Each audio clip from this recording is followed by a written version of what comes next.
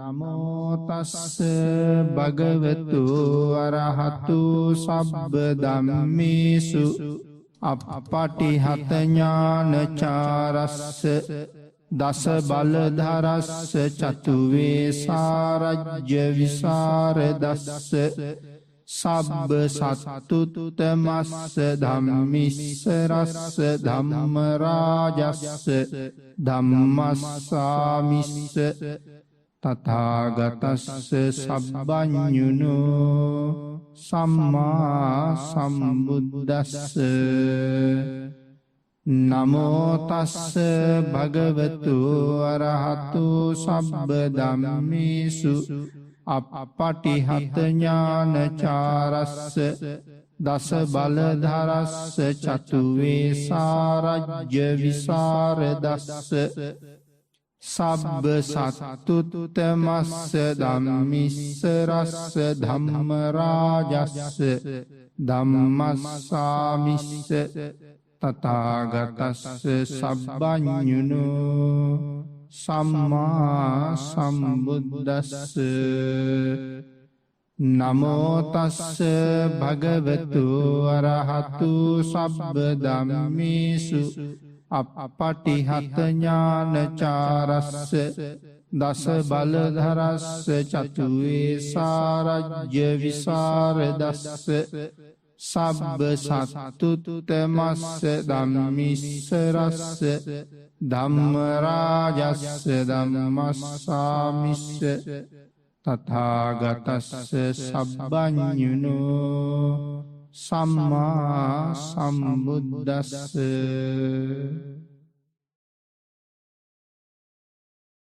සද්ධර්ම ශ්‍රාවක කාරුණික ගුණගරුක බෞද්ධ පින්නතුනි, බොහෝම ශ්‍රද්ධාවෙන් සියලු දෙනාම සූදානම් වෙන්නේ තිලෝගුරු සම්මා සම්බුදුරජාණන් වහන්සේ දේශනා කොට වදාළ නෛර්යානික ශ්‍රී සද්ධර්ම රත්නයෙන් ඊතා කුඩා කොටසක් දේශනා කරවගෙන ධර්ම ගෞරවය පෙරදරි කරගෙන දේශනාගත ධර්මයේ ශ්‍රවණය කරලා මෙලව ජීවිතයේ ධර්මානුකූලව යහපත් කරගෙන යහපත් වූ මෙලව ජීවිතයක් නිසා සුගතිගාමී පරලොව ආයිති භවයක් ලබලා අවසානයේ ප්‍රාර්ථනා කරන සැප සහිත ප්‍රතිපදාවෙන් උතුම් නිර්වාණ ධර්මය අවබෝධ කරගෙන සසරින් එතර වීමේ පරමාර්ථය ඇතුව.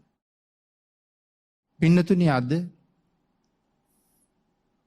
උතුම් වූ ධර්ම දේශනාවේ මාතෘකාව හැටියට මේ දේශනා මාලාව තුළ සාකච්ඡා කෙරෙන කරණීය මත්ත සූත්‍ර දේශනාව ඇසුරු කරගෙන මේ ධර්ම දේශනාවත් සිදු කරන්න කල්පනා කළා. මේ උතුම් වූ සූත්‍ර දේශනාව පාදක කරගෙන සිදු කරන 6 වෙනි ධර්ම දේශනාවටයි මේ සදහවත් පිරිස දායකත්වය ලබලා දෙන්නේ. පින්නතුනි, 5 වෙනි ධර්ම දේශනාව නිමා කරන වෙලාවේ අපි අවසානයේ පැහැදිලි කළා මේ කෙලෙස් ප්‍රහීණය කරන ආකාර 3ක් පිළිබඳව භාග්‍යතුන් වහන්සේ දේශනා කරපු බව. ආකාර 4ක් පිළිබඳව. ඒ තමයි තදංග වශයෙන් කෙලෙස් ප්‍රහීණය කරනවා, විස්කම්බන වශයෙන් කෙලෙස් ප්‍රහීණය කරනවා, සමුච්ඡේද වශයෙන් කෙලෙස් ප්‍රහීණය කරනවා, පටිපස්සද්ධි වශයෙන් කෙලෙස් ප්‍රහීණය කරනවා කියන මේ කාරණා 4ම අපි පහුගිය ධර්ම දේශනාවෙන් තරමක් විස්තර සහිතව සාකච්ඡා කරන්න යෙදුණා. අවසානයේ සඳහන් කළා මෙන්න මේ කෙලෙස් ප්‍රහීණය කරගෙන ඊටාම පිරිසිදු සීලයකින් යුක්ත යම් කෙනෙක්, ඊටාම පිරිසිදු සීලයකට බිඳුනේ නැති සීලයකට කියනවා අවිප්පටිසාරීය සීලය කියලා.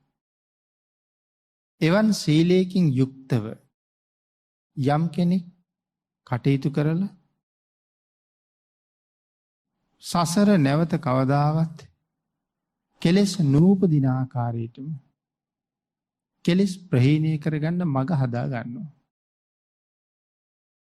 පින්නතුනි, ඒ කෙලෙස් විස්කම්බනය කිරීමෙන් නැත්නම් කෙලෙස් ප්‍රහීණය කිරීමෙන් තව දුරටත් වීර්ය වැඩිවීමෙන් සඳහන් කළා කසිනේ පිළිබඳව තමන්ගේ හිත වඩලා කසීනේ වඩලා කසින සමාපත්තිය ආධාර කරගෙන නිවන් අරමුණු කරගන්නත් පුළුවන් කියලා. පින්නතුනි, එයත් අයිති වුණේ අත්ත කුසල ගණයට. මේ අත්ත කුසලයක් නමුත් යම් කිසි පුද්ගලයෙක් සමාපත්තිය ආධාර කරගෙන එහෙම නැත්නම් නුවණින් කල්පනා කරලා බලලා අරහත්ත්වයට පත් වෙනවා නම් ඒ අරහත්ත්වය ලැබීම මේ අත්ත කුසලයේ අග්‍රම ධර්මයයි කියලා දේශනා කොට වදාලා. මේ සූත්‍රයේ අපි මේ සාකච්ඡා කළේ අත්ත කුසල කියන කොටස. පස්වෙනි ධර්ම දේශනාවේදී මේ කරුණු කාරණා ටික අපි සාකච්ඡා කරන්න යෙදුණා. අපි එතන ඉඳලා අද ධර්ම දේශනාව ඉදිරියට සාකච්ඡා කරමු. කරණීය මත්ත කුසලේන. අත්ත කුසල් මේ කරණීය මත්ත කියලා කියන්නේ මත්ත කියන වචනේ තමයි මෙතන අත්ත කියලා එළියට අරගෙන තියෙන්නේ. එහෙනම් අත්ත කුසල කියලා කියන්නේ මොනවටද? අපි විසින් සම්පූර්ණ කරගත යුතු කුසල ධර්මය. යන්තං සන්තම් පදං අபிසමිච්ච. එතකොට මේ සන්තං පදං කියලා කියන්නේ මොකේද? නිවන. අපි එතන ඉඳලා ධර්ම දේශනාව අද පවත්වමු. මේ නිවන ලබා ගන්න අදහස් කරන පුද්ගලයා තමන්ගේ ලෞකික ප්‍රඥාව යොදා ගනිමින් ධානවලට සමවදිමින් කය පිළිබඳව සහ ජීවිතය පිළිබඳව තියෙන තණ්හාව, අපේක්ෂාව අත්හරිමින් සත්‍ය අවබෝධය කිරීමට තියෙන හැකියාව තමයි සක්කෝ කියලා කියන්නේ. එනතේ අපි මේ නිවන ලබන්න කෙනෙක් බලාපොරොත්තු වෙනවා නම් ඒ පුද්ගලයා තුළ තියෙන්න ඕනේ මනාව දක්ෂ බවක්. නිවන ලබන්න මනාව දක්ෂ බවක් තියෙන්න ඕනේ. අදක්ෂයාට නිවනට යන්න බෑ. දක්ෂයෙක් තමයි නිවන් හොයාගෙන ගමන් කරන්නේ. මොකද මේ නිවන් මගේ බාධා බොහොමයි. ඒ හැම බාධාවක්ම මැඩගන්න ඕට හැකියාව තියෙන්න ඕනේ. ඒකයි මෙතන සඳහන් කළේ ලෞකික ප්‍රඥාව යොදා ගනිමින් ධානවලට සමවදිමින් කය පිළිබඳව සහ ජීවිතය පිළිබඳව තියෙන තණ්හාව, අපේක්ෂාව අත්හරිමින් සත්‍ය අවබෝධ කර ගැනීමට තියෙන හැකියාව. කය පිළිබඳවත් ජීවිතය පිළිබඳවත් තියෙන තණ්හාව අත්හරින්න ඕනේ. ඒ තණ්හාව අත්හැරලා නිවන උදෙසාම ගමන් කරන්න යම් කෙනෙකුට යම් දක්ෂ බවක් තිබ්බොත් ආන්ගේ දක්ෂ බවට කියනවා සක්කෝ කියලා. එතකොට සක්කෝ කියලා කියන්නේ දක්ෂ භාවය, හැකියාව, පුළුවන්කම, සමර්ථකම. මේ සක්කෝ කියන වචනේ තේරුම. එවනම් අපි මුලින් සිහිපත් කළා වගේ ඒ හැකියාව අපි ළඟ කොච්චර දුරට තියෙනවද? වෙනතනේ මුල ඉඳලා කල්පනා කළොත් තිසරණ. මේ ගමනේ මූලාරම්භය තිසරණ. එතකොට අපිට තිසරණ තියෙනවද? කෙනෙක් තනියම තමන්ගේ ජීවිතෙන් ආවර්ජනය කරන්න ඕන දේවල්. මට තිසරණය තියෙනවද? තිසරණය හරියටම තියෙනවා කියලා කියන්නේ බුද්ධ රතනය පිළිබඳව අල්ප මාත්‍ර සැකයක් නැති වෙන්න ඕනේ. ඉතින් බුදුන් සරණ යනවා කියන කාරණාව මේ ලෝකේ මොනතරම් අමාරු වැඩක්ද කියන එක කලින් බොහෝ දේශනාවල් වල අපි සාකච්ඡා කරලා තියෙනවා. කෙටියෙන්ම කිව්වොත් මේ ලෝකේ කරන්න තියෙන අමාරුම වැඩේ මොකද්ද කියලා ඇහුවොත් පින්නතුනි කියන්න තියෙන්නේ බුදුන් සරණ යෑමයි කියලා. ඊට වඩා අමාරු දෙයක් ලෝකේ නෑ. නමුත් බුදුන් සරණ යන්න එච්චරම අමාරුයි. ඇයි ඒ බුදුන් සරණ යන්න අමාරු? අපේ මේ පෘතජ්ජන මනසට බුදුරජාණන් වහන්සේව තේරෙන්නේ නෑ. ඒ නිසා භාග්‍යතුන් වහන්සේ ගැන සඳහන් කරලා තියෙන කරුණු අපිට අද සැක උපදින්න හේතු වෙන කරුණු. යම් කරුණක් සම්බන්ධයෙන් යමෙකුට සැකයක් තියෙනවා නම් ඔහුට තාම බුදුන් සරණ යන්න බැරි වෙච්ච කෙනෙක්. එහෙමනම් ශ්‍රද්ධා ශීර්ෂයෙන් කල්පනා කළ යුතුයි සම්මා සම්බුදුරජාණන් වහන්සේ පිළිබඳව නිර්මල ත්‍රිපිටකයේ යම්තා කරුණු දේශනා කළාද ඒ කරුණු සියල්ලක් ඒ විදිහටම මම පිළිගන්නවා. මට කිසිම කරුණක් සැක නැහැ. භාග්‍යතුන් වහන්සේ සර්වඥයි. එය එසේමයි කියලා හිතින් අදිෂ්ඨාන කරලා සරණ යන්න ඕනේ. එතකොට යම් කෙනෙක් තව තැනක භාග්‍යතුන් වහන්සේ ගැන කතා කරන නොයෙක් කාරණාවල් එහෙකටවත් මං කන් දෙන්නේ නැහැ. වැරදි කරුණු එහෙකටවත් කන් දෙන්නේ නැහැ. මට සැක නැහැ බුදුරජාණන් වහන්සේ. එතන ඉඳලා පටන් ගත්තාම එක තිසරණය දෙක පන්සිල්. දැන් අපි හිතලා බලන්න ඕනේ පන්සිල් රකින්න අපි දක්ෂද? දවසේ කී පාරක් අපි අතින් පන්සිල් උල්ලංඝනය වෙනවද? අටසිල් ආරක්ෂා කරන්න අපි දක්ෂද? සිල් ගත්තාම පැය 24ක සීලයක් අපිට රකින්න පුළුවන්ද? උදේ සමාදන් වෙච්ච සීලය ඒ විදිහටම පිවිතුරුව පහවදා උදේ පවාරණය කරනකම් ආරක්ෂා වුණාද?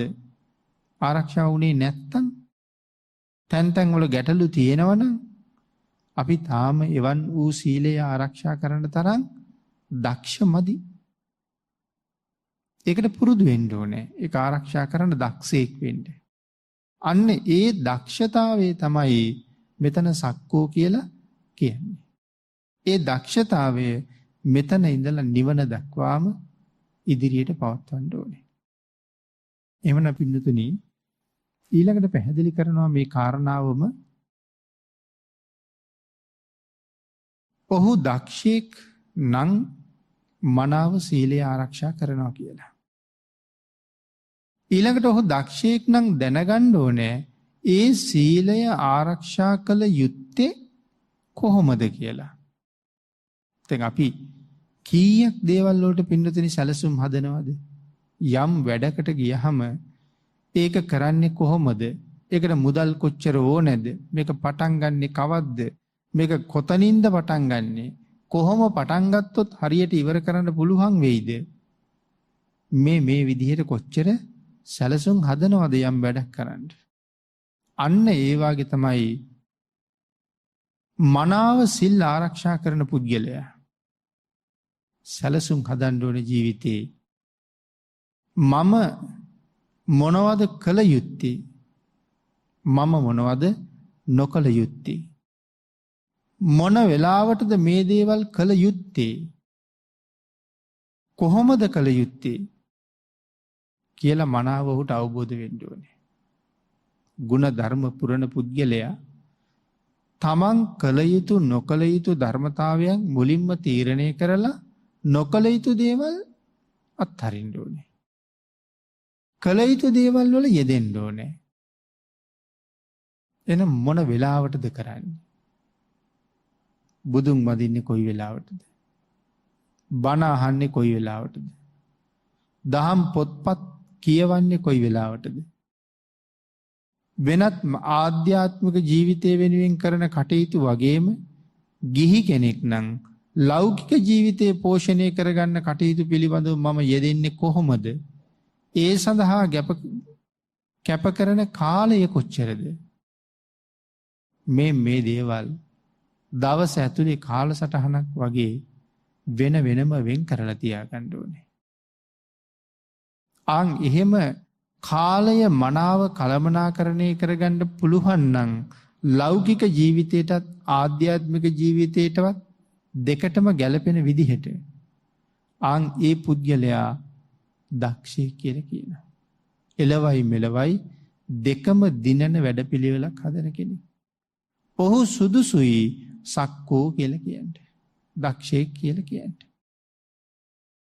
ඊළඟට පින්නතුනි මේ සක්කෝ කියන ගුණාංගය නිසා යම් කෙනෙක් මෙලොව වගේම පරලොවත් දිනනවද ඔහු එළවයි මෙලවයි දෙකම සතුටු වෙන කෙනෙක්. මෙහෙත් සතුටින් හිටිය මැරිලා ගිහිල්ලා පරලොවත් සතුටු වෙනවා. පුදුම නිර්භය බවක් ඔහුට තියෙනවා. දැන් අපි කොච්චර දේවල් වලට බයයිද? සමහර වෙලාවට මෙහෙම ඉඳගෙන බණ අහනකොට පිටිපස්සෙන් ලොකු පිපුරුමක් ඇහුනොත් අපි ඔක්කොම ගැස්සෙනවා. හදිසි අකුණක් පිපුරුවොත් අපි ඔක්කොම ගැස්සෙනවා. තවත් නොයෙක් දේවල් එක්ක අපිට තියෙනවා බය. සුලිසුලන් එනවා කියනවා, ගම් වතුර එනවා කියනවා, වසංගත එනවා කියනවා. ඒ බයෙන් මිදෙන්න අපි කොච්චර දේවල් කරනවද? නමුත් මේ සක්කෝ කියන ගුණය මනාව දියුණු වෙච්ච පුද්ගලයා බොහොම නිර්භයයි. ඔහුට වසංගතාවත් කමක් නැහැ. ඔහුට ගම් වතුරාවත් කමක් නැහැ. ඔහුට සුනාමියාවත් කමක් නැහැ. කිසි දෙයකට බය නැහැ.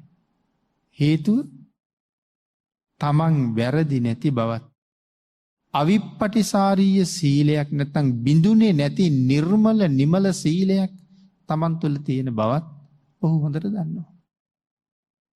ඉන්නතර අපේ ජාතක පොතේ තියෙනවා ජයද්දිස කියලා ජාතක කතාවක්. ජයද්දිස රජුගේ පුතා අලීන සත්තු. ජයද්දිස රජු කැලෑවිදි පෝරිසාදයෙකුට අහුවෙලා පෝරිසාදයට පොරොන්දුවක් දෙනවා මම මාලිගාවට ගිහිල්ලා ආයෙත් එන්නම් කියලා. ඉතින් එන්නම් කිව්වොත් එනවම තමයි. ජීවිතේ නැති කලත් යනවා වචන බොරු කරන්නේ නැහැ. පුතාට අඬ ගහලා රාජ්‍ය බාර දීලා යන්න යනකොට පුතා කියනවා තාත්තේ ඔබ නැති රාජ්‍යයෙන් මට වැඩක් නැහැ. ඔබේ පනත් මගේ පනත් දෙකක් නෙමෙයි. එහෙනම් යන්නම ඕන නම් මගේ පන තාත්තා ගන්න. තාත්තගේ පන මට දෙන්න. දැන් තාත්තනේ මැරෙන්න යන්නේ. පොරිසාදයට කණ්ඩ යන්නේ තාත්තා. ඉතින් තාත්තගේ පන මට දෙන්න කියලා කියන්නේ මම යන්නම්. තාත්තා ගියත් මාලිගාවේ ඉතුරු වෙන්න ඕනේ මමනේ. මගේ පන තාත්තා ගන්න. අරගෙන මාලිගාවට වෙලා ඉන්නේ. ඉතින් රජුරු කොච්චර කීවත් අලින සත්තු කුමාරයා නවත්තන්න බෑ. තාත්තා අන්තිමට කියනවා පුතේ ඕක තමයි සත්පුරුෂයන්ගේ හැටි. යනවා යක්ෂයා හොයාගෙන. යක්ෂයා කරුණු කාරණා කියලා අහනවා. ඇයි ඔබ මැරෙන්න බය නැද්ද කියලා. ඊට පස්සේ කුමාරයා අහනවා මැරෙන්න මොකටද බය වෙන්නේ? මගේ නම් මරණය සම්බන්ධ අල්ප මාත්‍ර භීතියක්වත් නැහැ කියලා. යක්ෂයා අහනවා ඇයි බය නැත්තේ? මේ ලෝකේ ජීවත් වෙන හැමෝම මැරෙන්න බයයි. උඹ විතරක් බය නැත්තේ ඇයි? මොකද්ද මේ කුමාරයා බය නැති හේතුව? අලින සත්තු කුමාරයා කියනවා ඉපදිච්ච කාලේ ඉඳලා අද මේ වෙනකන් රහසේ කරපු වරද එලිපිට කරපු වරද මගේ ජීවිතේ නෑ. මං හැංගිලා වැරදි කරලත් නෑ එලිපිට වැරදි කරලත් නෑ. මම ඊ타ත්ම නිවැරදි ජීවිතයක් ගත කරපු කෙනෙක්. මැරිලා මම සතර පාය යන්නේ නෑ. මීට වඩා හොඳ තැනක උපදිනවා. ඉතින් එහෙනම් මම මැරෙන්න මොකට බය වෙන්නද කියලා.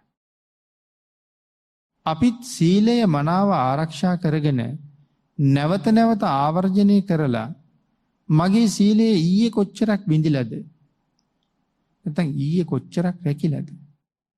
අද කොච්චරක් රැකිලාද? ආන්ගේ සීලය ගැන මෙනෙහි වෙනකොට ඔහුට ඇතිවෙන්නේ පුදුම සතුටක්. ඉන්න තැනට වඩා හොඳ තැනක උපද්දවන නිසා. ආන් එහෙම කෙනෙකුට පුළුවන්නම් තමන්ගේ ජීවිතය නිවැරදි කරගන්න. ඒකට කියනවා දක්ෂ බව කියලා. සක්කෝ කියලා.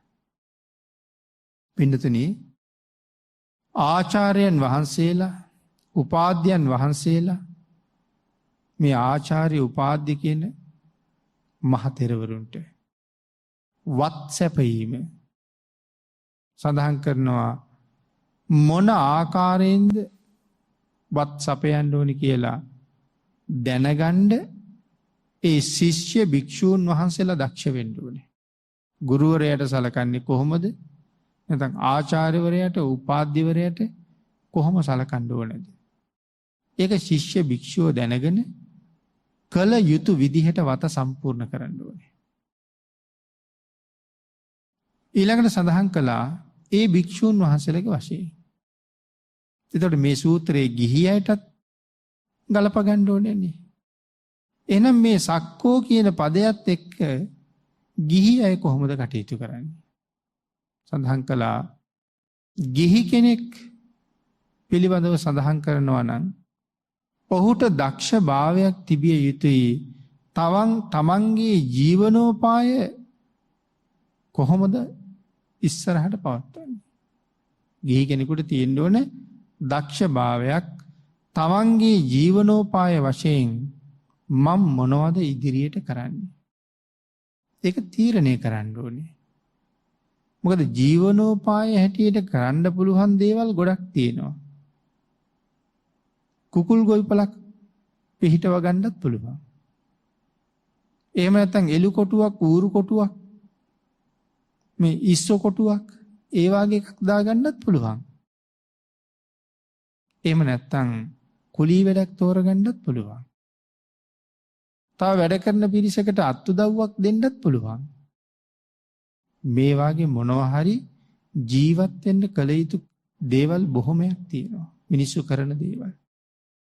දක්ෂ වෙන්න ඕනේ මම මොන ක්‍රමය යටතේද ජීවත් වෙන්නේ? ගොවිතැන් කරනවද? වෙළඳාම් කරනවද? රාජ්‍ය සේවය කරනවද? සත්තු ඇති කරනවද? දැන් සත්ත්ව පාලනයත් දේශනා කළානේ. ඉතින් එතන සත්ත්ව පාලනය කියලා කියන්නේ අතීතයේ තිබිච්ච ගව පාලනය ගැන. ඒ පිරිස ගවයට සැලකුවේ බොහෝ වෙලාවට දරුවන්ට වගේ. ඒ ගව පාලනය ගැනයි මේ සත්ත්ව පාලනය කියලා මෙතන සඳහන් කරන්නේ. එහෙනම් ගිහි කෙනා දක්ෂ වෙන්න ඕනේ ජීවිතේ තියෙනකන් ජීවිකාව පවත්වන්න මම මොනවද කළ යුත්තේ? මම මොනවද ඒ සඳහා තෝරගත යුත්තේ? ඊළඟට තමන්ගේ ආධ්‍යාත්මික කටයුතු වල යෙදෙමින් මොන වෙලාවටද කටයුතු කරන්නේ? අපි කලිනුත් සිහිපත් කළා වත් පිළිවෙත් කරන්නේ කොයි වෙලාවටද? බණ අහන්නේ කොයි වෙලාවටද? ජීවිතේ ඒක තමන් වෙනම තීරණය කරලා තියෙන්න ඕනේ. භාවනා ක්‍රමයක් වඩනවා නම් මා විසින් වැඩි යුත්තේ කුමන භාවනාවක්ද? භාවනා ක්‍රම ගොඩාක් තියෙනවා. මං විසින් කළ යුත්තේ මොන භාවනාවද?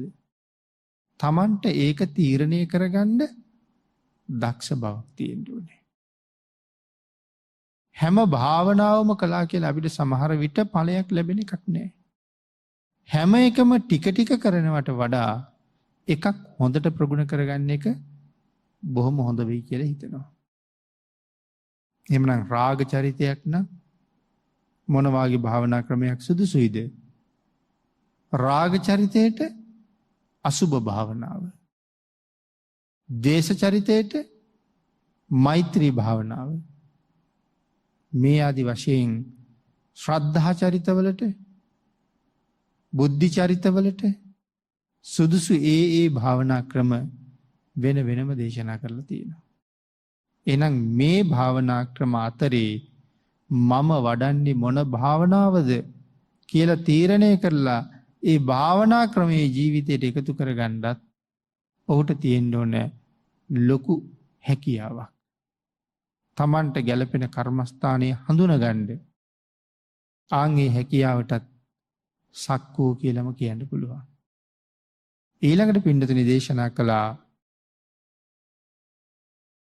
තමන් විසින් නිරන්තරයෙන් කරන ආධ්‍යාත්මික කටයුතු දවසින් දවස දියුණු කරගනිමින් ඉතා උනන්දුවෙන් වුවමනාවෙන් සම්පූර්ණ කරගන්න එක වටිනවා.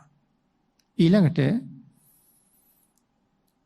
තීරණය නොකරන කෙනෙක් ඉන්නවනම් අපි මොනවද කරන්න ඕනේ? කොහොමද හැසිරෙන්න ඕනේ? කොහොමද ජීවිතේ සකස් කරගන්න ඕනේ කියන කාරණාව යම් කෙනෙක් තීරණය කරන්නේ නැත්තම් ඒ පුද්ගලයාටත් සක්කෝ කියලා කියන්න පුළුවන්ද? එයා හිතුන වෙලාවට වැඩ කරන කෙනෙක්. දැන් හිතුනොත් දැන් කරනවා. තීරණයක් නෑ. ඔවුන් සක්කෝ කියන ගණයට අයිති වෙන්නෙත් නෑ. පින්නතුනි, තමන්ගේ උතුම් කටයුතු නිමා වුණාට පස්සේ විශේෂයෙන් සඳහන් කරනවා භාවනා කටයුතු වල යෙදිය යුතුයි කියලා. දවසේ කරන්න තිබුණා නම් යම් කාර්යයක් ඒ කාර්යයන් ටික ඔක්කොම ඉවර කරලා භාවනාවක යෙදෙන්න කියනවා. එහෙම නැතුව භාවනාවක යෙදුනොත් විවිධ කටයුතු අපිට බාධා කරනවානේ. මතක් වෙනවා. අහවල් දේත් කරන්න තියෙනවා. අහවල් දේත් තියෙනවා. කෙනෙක් මුණ ගැහෙන්නත් එනවා කිව්වා. භාවනාව කරන අතරේ ওই දේවලුත් මතක් වෙනවා. ඉතින් එතකොට හරියටම හිත වඩන්න බැරුව යන නිසා දවසේ සියලු කටයුතු නිමා කරලා තව ඉදිරියට තියෙන නිින්ද විතරක් නම් එතෙක් භාවනා කරනවා. හැබැයි එහෙම සඳහන් කළාට දේශනා කරනවා මේ නිදි මත එන වෙලාවට භාවනා කරන්න එපා කියලා. එතකොට භාවනා කරන්නේ නැහැ. නිින්ද යන එක තමයි වෙන්නේ. එහෙනම් නිදිමත එන කාලේ මගහරවල භාවනා කරන්න අපි දැනගන්න ඕනේ. ඊළඟට දේශනා කරනවා අපේ බුදුරජාණන් වහන්සේගේ කාලේ භික්ෂු භික්ෂුණී උපාසක උපාසිකා කියලා සිව් පිරිසක් හිටියා. ඉතින් මේ කාලෙත් සිව් පිරිසම ඉන්නවද කියලා ඇහුවොත් මේ කාලේ සිව් පිරිසම නැහැ. එන කවුද සිව් පිරිසෙන් මේ කාලේ නැත්තේ? භික්ෂුණී කියන පිරිස මේ කාලේ නැහැ. එතකොට භික්ෂු භික්ෂුණී උපාසක උපාසිකා මෙන්න මේ උපාසක උපාසිකා කියන පිරිස් දෙක නැවත සැරයක් දෙකට බෙදෙනවා. සුදුවත් අඳින ගිහි කාම භෝගී උපාසක, සුදුවත් අඳින ගිහි බ්‍රහ්මචාරී උපාසක. ඒ කියන්නේ විවාහ ජීවිතෙන් ඈත් වෙලා ආධ්‍යාත්මික ජීවිතේ පෝෂණය කරගෙන යන ගිහි අය බ්‍රහ්මචාරී ජීවිතයක් ගෙවනවා. ඊළඟට සඳහන් කළා සුදුවත් අඳින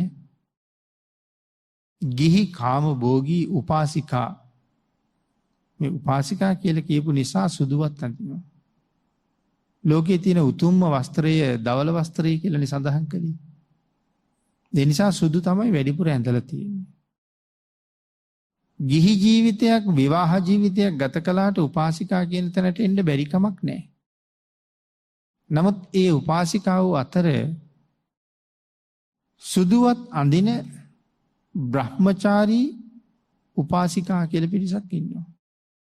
සමහර උපාසිකා පිරිසක් විවාහ වෙලා දරුමල්ලු හදාගෙන ගුණධර්ම පුරාගෙන ජීවත් වෙනවා. තව උපාසිකා පිරිසක් ගිහි ගෙදරින් වෙන් වෙලා ආවාහ විවාහයෙන් ඈත් වෙලා සුදුවක් දරාගෙන බ්‍රහ්මචාරීව ජීවත් වෙනවා. එතකොට ගිහි සුදුවත් අඳින කාමභෝගී උපාසක, ගිහි සුදුවත් අඳින බ්‍රහ්මචාරී උපාසක. ගිහි සුදුවත් අඳින කාමභෝගී උපාසිකා, ගිහි සුදුවත් අඳින බ්‍රහ්මචාරී උපාසිකා.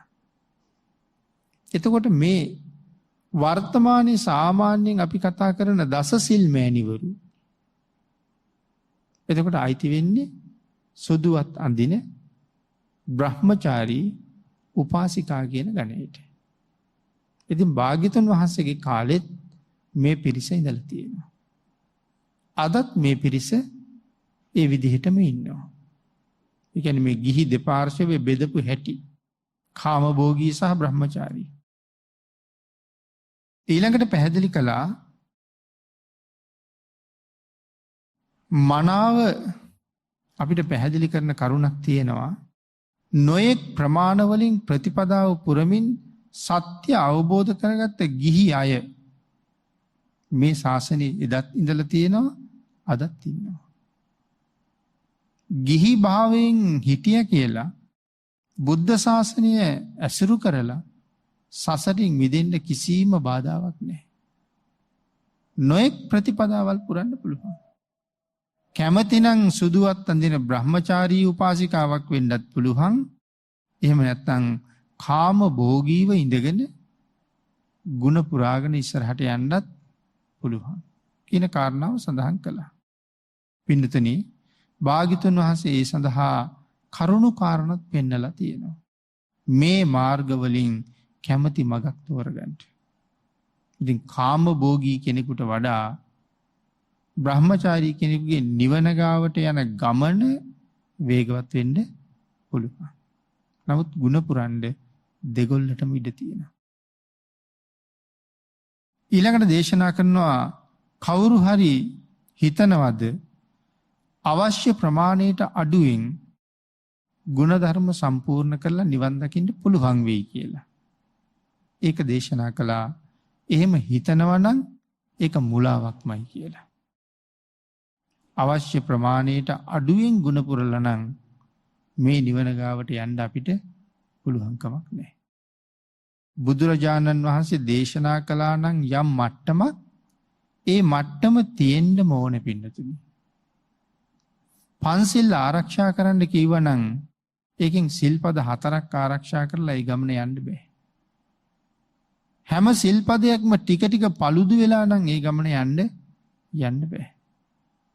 පන්සිල් ආරක්ෂා කරගෙනත් නිවන් යන්න පුළුවන්. හැබැයි 8 සිල් දස සිල් රකින්න අයට වඩා ටිකක් පරක්කු වෙලා එන්න පුළුවන්. මගේ යන්න පුළුවන්. ගමනේ තියෙනවා පරක්කුවක්. මොකද සීලේ ප්‍රමාණයට.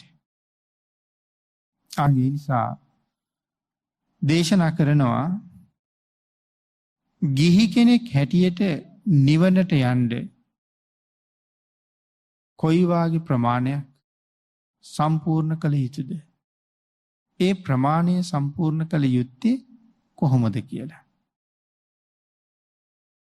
ඒ කොහොමද කියන ප්‍රමාණය පැහැදිලි කරනකොට දේශනා කළා මුලින්ම කළ යුත්තේ සෝවාන් වෙන එක. නිවන් දකින්න බලාපොරොත්තු වෙන කෙනෙක් මුලින්ම කරන්න ඕනේ සෝවාන් වෙන එකනේ. එතකොට සෝවාන් නුනොත් නිවන් දකින්න බැරි වෙයිද? එහෙම කාරණාවක් තියෙනවා. සෝවාන්, සකදාගාමි, අනාගාමි, අරිහත්. සතර මග සතර ඵල. මේ සතර මග සතර ඵල නැතුව නිවනට යන්න බෑ. එහෙනම් මෙතන භාග්‍යතුන් වහන්සේ දේශනා කරන්නේ මුලින්ම කළ යුත්තේ සෝවාන් වීම කියලා. මේ සඳහන් කරන්නේ මදක් ඉහළින් ආර්ය භාවයේ ඉඳලා පටන් ගන්න තැන. එහෙම නැත්නම් අපි තිසරණේ ඉඳලාම ක්‍රමානුකූලව උඩට යන්න ඕනේ. ඉතින් සෝවාන් මට්ටමේ ඉඳලා කතා කරන නිසා ඒ සඳහා ගිහි ජීවිතයක් තුළ ඉඩකඩ හදාගන්නේ කොහොමද? ගිහි කෙනෙක් සෝවාන් වීම සඳහා ගිහි ජීවිතයේ ඇතුළේ ඉඳගෙන ඉඩකඩ හදාගන්නේ කොහොමද? කුමන පුද්ගලයන් ඒ සඳහා ආශ්‍රය කළ යුතුද? කොයි වගේ අයගෙන් උපදෙස් ලබාගත යුතුද? ඊළඟ සඳහන් කළා කොයි ආකාරයට තමන්ගේ ජීවිතේ වෙනස් කරගත යුතුද කියන කාරණාව අපි දැනගන්න ඕනේ. සෝවාන් වෙන්න ඇසුරු කරන්නේ කවුද? කල්යාණ මිත්‍රව ඇසුරු කරන්න ඕනේ සෝවාන් වීම සඳහා. පාප මිත්‍රයෝ ඇසුරු කරලා අපිට කවදාවත් යන්න පුළුවන් වෙයිද? භාග්‍යතුන් වහන්සේ තහනම් කරනවානේ. තමන්ට වඩා පහළ ගුණයක් තියෙන කෙනෙක් හම්බුනොත් ඇසුරු කරන්න එපා. හැම වෙලාවෙම තමන්ට වඩා උසස් කෙනෙක්ම ඇසුරු කරන්න. එහෙමයි හම්බුන් නැත්තම් තමන් හා සමාන කෙනෙක් ඇසුරු කරන්න. එහෙමත් කෙනෙක් නැත්තම් එකලාව තනියම ජීවත් වෙන්න කියලා. පහත් කෙනෙක් ඇසුරු කෙරුවොත් ඉතා අවාසනාවන්ත අවසානයකට තමයි මුණ දෙන්න සිද්ධ වෙන්නේ. ඒ නිසා මෙතන සඳහන් කරනවා තමන්ගේ ජීවිතේ වෙනස් කරන්න පුළුවන් අය ඇසුරු කරන්න. හොඳ පැත්තට වෙනස් කරන්න පුළුවන්. සමහර පුද්ගලයෝ ඇසුරු කරාම අපේ ජීවිතේ තියෙන අකුසල සිතුවිලි බොහොම වේගෙන් මගහරවා ගන්න පුළුවන්. මොකද ඇසුරු කරන කෙනා නිවනට යන්න දරන ප්‍රයත්නය දැක්කහම අපිටත් පව් කරන්න හිතෙන්නේ නැතුව යනවා. අපිටත් මේ මගට එහෙම්මම බැහැ ගන්න හිතෙනවා. ඒ නිසා ජීවිතේ වෙනස් කරගත යුත්තේ කොහොමද? ඇසුරු කළ යුත්තේ කවුද? කළ යුත්තේ මොනවද? මනාව දැනගන්න ඕනේ. සීල විපත්තියෙන් බේරීමට තමන් කලින් කරපු වැරදි දේවල් නවත්තන්නේ කොහොමද? අපි කාලයක් තිස්සේ වැරදි වැඩ කරගෙන යනවා. පස්සේ හදිසියේ හොඳට බණක් අහන්න ලැබෙනවා. ඒ ධර්ම දේශනාව තුළ සසර ගැනත් නිවන ගැනත් හොඳටම කියලා දෙනවා. මේ පුද්ගලයා තීරණය කරනවා මම දැනට ජීවත් වෙන විදිහ සංසාරේ පැත්තට යන්න හොඳටම හොඳයි. නමුත් මේ සංසාරයෙන් එතර වෙන්න නම් මං ජීවත් වෙන ක්‍රමය වෙනස් කරන්න ඕනේ. එහෙම හිතලා තමන් කරපු වැරදි දේවල් නවත්තගන්නේ කොහොමද? දැන් මේ දේවල් නැවැත්තුවොත් ජීවත් වෙන්නවත් ක්‍රමයක් නැහැ. නමුත් සැලසුම් හදන්න ඕනේ. ඒක නැවැත්තුවාට පස්සේ මම මොනවද ජීවත් වෙන්න කරන්නේ? මං කොහොමද ජීවිකාව පවත්වන්නේ? කියන කාරණාව හිතන්න පුළුවන් වෙන්න ඕනේ.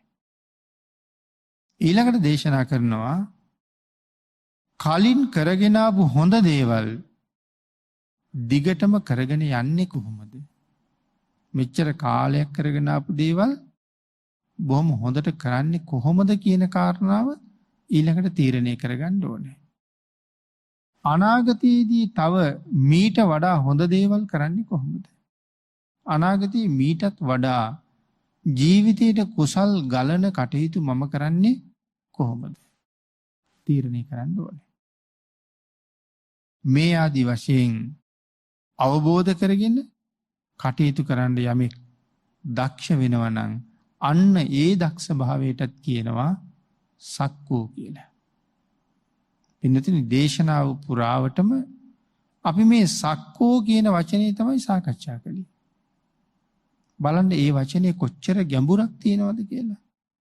අපි නම් සූත්‍රය කියාගෙන යන ගමන් සක්කෝ උජූච සූජූච කියලා කියනවා. ඉතින් සක්කෝ විතරයි අපි දන්නේ. ඒ ඇතුලේ මොන තරම් ධර්ම සාගරයක් තියෙනවද අපිට මතු කරලා ගන්න. මේ කරණීය මත්ත සූත්‍රයේ දේශනා කළේ භික්ෂූන් වහන්සේලා 39කටනේ. මේ 39 මේ සූත්‍රය පරිහරණය කරලා මාස 3ක් ඉක්ම යනකොට රහත් වෙනවා. මේ සූත්‍රය භාවිතා කරලා ආරක්ෂාව හදාගෙන උන්වහන්සේලාට රහත් වෙන්න පුළුවන් වුණා නම් අපිට බැරි වෙයිද? බැරි නෑ පින්නතුනි. පුළුවන් වෙන්න මෙන්න මේ වාගේ හැම ධර්ම කාරණාවක්ම ඇතුලේ තියෙන ඒ දහම් සාගරය එළියට ගන්න ඕනේ. අරගෙන ඒක තමන් එක්ක සංසන්දනය කරලා ජීවිතයට එකතු කරන්න ඕනේ. ඒ කාරණාව තුලින් අපිට පෙන්නලා දුන්නා නම් අපේ තියෙන අඩුපාඩු ටික මගාරවල අපේ තියෙන යහපත් කටයුතු වල පැත්ත දියුණු කරලා මේ නිවනට යන්න කටයුතු කරන්න උත්සාහ කරන්න ඕනේ. ඒකටයි සක්කෝ කියලා කියන්නේ. දක්ෂයෙක් වෙන්න ඕනේ නිවන් මාගේ. පින්නතුනි දවස් ගාණක් හිතන්න ඕනේ මේ කාරණාව. එක දවසින් තේරෙන්නේ. හිතලා ජීවිතයට එකතු කරගත යුතු හරි ගම්බීර ධර්මකාරණාව. සක්කෝ කියලා කියන්නේ. තමන්ගේ ජීවිතේ හරියටම බැලුවොත් කනපිට පෙරලෙනවා. පවතින ජීවිතේ සම්පූර්ණ වෙනස් වෙන්න පුළුවන් මේ එක වචනයක් ජීවිතයට එකතු කරන්න පටන් ගත්තොත්. ඒ තරම්ම ශ්‍රේෂ්ඨයි භාග්‍යතුන් වහන්සේගේ උතුම් අනුශාසනාව. එනම් පින්නතුනි අපේ භාග්‍යතුන් වහන්සේ දේශනා කොට වදාළේ කරණීය මත්ත කුසලේන යන්තං සන්තම් පදං අபிසමිච්ච කියන දේශනා කළා. මොකද්ද මේ භාග්‍යතුන් වහන්සේ සඳහන් කරන්නේ? යම් කිසි පුද්ගලයෙකුට නිවන අවබෝධ කරන්න ඕන නම් ඔහු කළ යුතු දේවල් තමයි සක්කෝ කියලා කීවේ කියලා. භාග්‍යතුන් වහන්සේ ආයත් ප්‍රකාශ කරනවා. නිවන් දකින්න ඕන පුද්ගලයෙක් කළ යුතු දේ. අපි මේ දේශනාව ඇතුලෙන් වෙන් කරලා අරගන්න ඕනේ මම නිවනට දෙයන්නේ මම සසර දිහාවට දෙයන්නේ. ඊළඟට තියෙනවා වචන දෙකක් උජූච සහ සූජූච කියලා. මොකද්ද මේ උජූච කියලා කියන්නේ? සූජූච කියලා කියන්නේ? දේශනා කළා භාග්‍යතුන් වහන්සේ මේ දේශනාව ආරම්භයේම ඒ ගැන සඳහන් කරනවා යම් කිසි පුද්ගලයෙක් ඍජු වෙනවද? අංගී උජූච කියලා කියන්නේ සඳහන් කරනවා උජූච සූජූච තමන් ළඟ නැති ගුණ සහ තමන් ළඟ ඇති ගුණ. එහෙනම් උජූච කියලා කියනවා තියෙන වැරදි නොසැඟවීම. අපි ගාව තියෙන වැරදි හංගන්න එපා කියලා කියනවා. සූජූච කියලා කියනවා තමන් ළඟ නැති ගුණ පෙන්වන්න එපා. තියෙන වැරදි හංගන්න එපා, නැති ගුණ පෙන්වන්න එපා. මේක හංගගත්තොත් තියෙන වැරදි කාටවත් අපිට අවවාද කරන්න බෑනේ. වැරදි ටික හංගගෙන. ඊළඟට සඳහන් කළේ නැති ගුණ පෙන්වන්න එපා. එතකොට සමාජය හිතන්නේ, කල්යාණ මිත්‍රයෝ හිතන්නේ හරි ගුණවත්. කවුද අසරණ වෙන්නේ? නිමක් නැතුව සංසාරේ දිහාට ඇදිලා යනවා. ඉතින් මග පෙන්වන්නෙක් ඇවිල්ලා මග කියන්න හදනකොට කියන්න දෙයක් නැහැනේ. පෙනුමට බොහොම හොඳයි. නමුත් මම දන්නවා මම මේ කරන්නේ බොරු කියලා.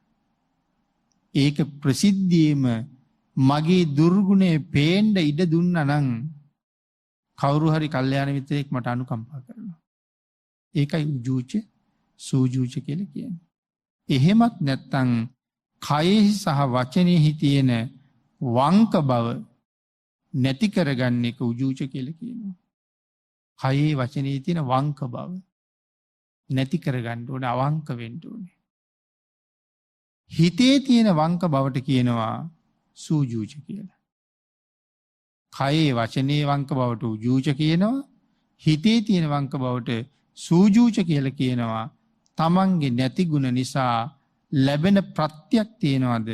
ඒව බාර ගැනීමෙන් සූජූච යනුවෙන් හඳුන්වනවා. ඒවා බාර නොගැනීම සූජූච කියලා හඳුන්වනවා. පින්තුනේ කාරණාව තේරුණා මදිනම් නැවත සිහිපත් කළොත් තමන්ගේ නැති ගුණ නිසා තමන්ට ලැබෙන ප්‍රත්‍යක් තියෙනවා. ඒ ගුණ නැහැ. නමුත් නැති ගුණ පෙන්නලානේ තියෙන්නේ. ඒ හින්දා මිනිස්සු පැහැදිලා සලකනවා. ආන්ගේ සලකන දේවල් බාරගන්නේ නැතුව ඉන්නවනම් මේ දේ පිළිගන්න මං ළඟ සුදුසුකමක් නැහැ කියන කාරණාව දැනගෙන බාර නොගන්නවා නම් ඒක උසස් ගුණයක්. ඒකට සූජූච කියලා කියන්න පුළුවන් කියලා මෙතන සඳහන් කරනවා. පින්නතුනි අද ධර්ම දේශනාවට කාලේ නිමා වෙලා තියෙන නිසා මේ ඊටා ගැඹුරු සහ දීර්ඝ සූත්‍ර දේශනාවෙන් සිදු කරන 6 වෙනි ධර්ම දේශනාව අපි මේ විදිහට නිමා කරලා ඊළඟ දේශනාවේදී මේ සූත්‍රය පිළිබඳව තව කරුණු අපි සාකච්ඡා කරමු. දැන් ධර්ම දේශනා 6ක් කළා. පින්නතුනි තවම බැරි වුණා කරණීයමත්ත සූත්‍රයේ පළවෙනි ගාථාව ඉවර කරගන්න. එතකොට තේරුම් ගන්න ඕනේ අපි මේ හැමදාම කටපාඩම් කරවගෙන කියවපු සූත්‍ර දේශනාව මොන තරම් හරයක් අන්තර්ගතද කියලා. ධර්ම දේශනා 6ක් තුල තාමත් පළවෙනි ගාථාව ඉවර නැහැ. එහෙනම් මේ සූත්‍රයේ ගාථා 10යි අපිට තියෙන්නේ. මේ ගාථා 10 දිගහැරලා ගත්තොත් මුළු ජීවිතේම පෝෂණය කළා සසරින් මුදවන්න පුළුවන් ධර්ම සාගරයක් මේ සූත්‍රය ඇතුළේ තියෙනවා. අපි පින්නතුන් බොහොම වාග්ය සම්පන්න වුණා ඒ උතුම් සූත්‍ර දේශනාවෙන් එක දේශනාවකට දායකත්වයේ දරන්න. අද මේ 6 වෙනි දේශනාවට දායකත්වයේ දරනු ලබන්නේ අංක 222කින් එකෙන් ඩී මීගහවත්ත දෙල්ගොඩ ලිපිනේ පදිංචි UW ධනපාල මහත්මයා අද දේශනාවේ දායකත්වයේ දරනවා. උතුම් අරමුණු කීපයක් සිහිපත් කරනවා. අපවත් වී වදාළ දරණාගම කුසල ධම්ම නායක මාහිමිපාණන් වහන්සේට අබේසිරි බාලසූරිය සීමන් පෙරේරා DB පොඩිහාමි UW දුමින්ද ප්‍රගීත් සහ පැමිණ සිටින අයගේ නමින් නිදන ප්‍රාප්තියට පත් වුණ සියලුම ඥාතීන්ට මේ රැස් කරගත්ත උතුම් ධර්ම දානානිසංසය අනුමෝදන් කරනවා මියගිය ඥාතීන් සියලු දෙනාටම. සෙත් ප්‍රාර්ථනා කරනවා දේශකයන් වහන්සේගේ දෙමව්පියන්ටත් දේශකයන්න් වහන්සේටත් බෞද්ධ මාධ්‍යජාලයේ ගරු සභාපති බොරලන්දේ වජිරඥාන නාහිමියන් ඇතුළු බෞද්ධ මාධ්‍යයේ කාර්ය මණ්ඩලයටත් COVID-19 වසංගතය නිසා පීඩා විඳින ලක්වැසි ලෝවැසි සියලු දෙනාටමත් මේ අවස්ථාවට පැමිණ සිටින සියලුම ඥාතීන්ටත් ඔවුන්ගේ දෙමව්පියන්ටත් අද දින උපන්දිනයේ සමරන මහේෂ් දාල්විස් මහත්මයාටත් සෙත් ප්‍රාර්ථනා කරන අතර ත්‍රිවිධ හමුදාවේ පොලිසියේ හා වෛද්‍ය කාර්ය මණ්ඩලවල සියලු දෙනාටමත් අපි රැස් කරගත්ත උතුම් ධර්ම ශ්‍රවණානිසංසයත් අඩු නැතුව අනුමෝදන් වේවා. නිදුක් නිරෝගී භාවයේ චිරජීවනයේ සැලසේවා. මියගිය ඥාතීන්ගේ සසරගත ජීවිත සුවපත් කරගන්න මේ කුසල ශක්තිය ආශිර්වාදයක් පාරමිතාවක් බවට පත් වේවා හේතු වේවා. අපි රැස් කරගත්ත උතුම් ධර්ම දානමය කුසලයක් දායක පින්නතුන්ටත් දායක පින්නතුන් පින් අනුමෝදන් කළ සියලු දෙනාටමත් ජන්මදිනයේ සමරන මහේෂ් අල්ලිත් මහත්මයාටත් අනුමෝදන් වේවා. නිදුක් නිරෝගී භාවයේ චිරජීවනයේ සැලසේවා. ඊ타ම ඉක්මන් භවයක ඊ타මත්ම කෙටි කාලයකින් සැප සහිත ප්‍රතිපදාවකින් උතුම් චතුරාර්ය සත්‍ය ධර්මය අවබෝධ කරගන්න ඔබ සියලු දෙනාටම මේ කුසල ශක්තිය හේතු වාසනා වේවා කියලා ප්‍රාර්ථනා කරමි. ආකාසත්තා ච බුම්මත්තා දේවා නාග මහිද්దికා පුඤ්ඤන්තං අනුමෝදිත්වා චිරං රක්ඛන්තු ලෝක සාසනං දේවෝ වස්සතු කාලේන සස්ය සම්පatti හේතුච පීතෝ භවතු ලෝකෝ ච රාජා භවතු ධම්මිකෝ.